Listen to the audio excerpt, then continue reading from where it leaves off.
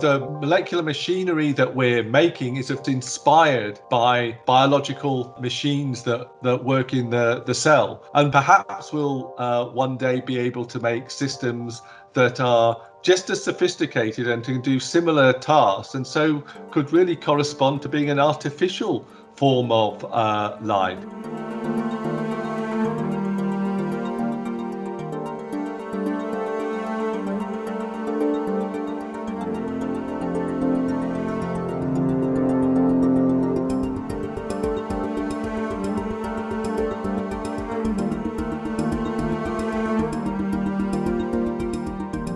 Really only just started to learn how to control the movements of molecules and get them to perform very simple tasks. So it's a little bit like the situation Stone Age man was, where he just made the wheel, and it took many thousands of years before we were able to make motor cars from those wheels.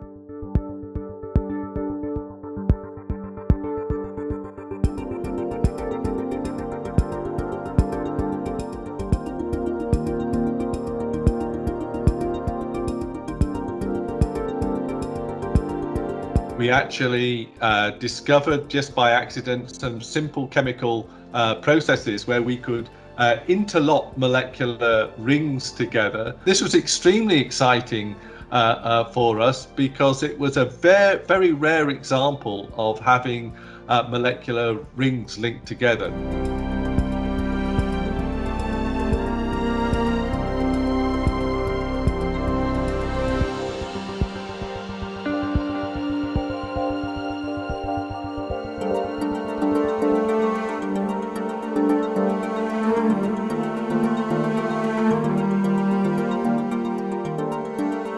We've made an artificial machine that works in a very similar way to the ribosome. It's a ring that moves down a track, picking up building blocks from the track in the order that they appear on the track and assembling them to make a new molecule.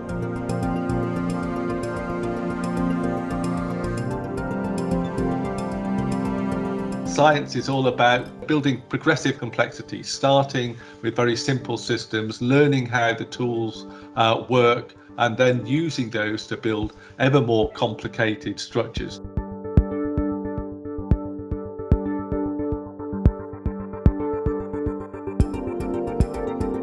This sort of molecular nanotechnology, having molecules building other molecules, could lead to we see it being a sort of an industrial revolution and leading to a real change in the way that materials and molecular structures are actually made. So it has the potential to have a real impact on society, both economically and socially.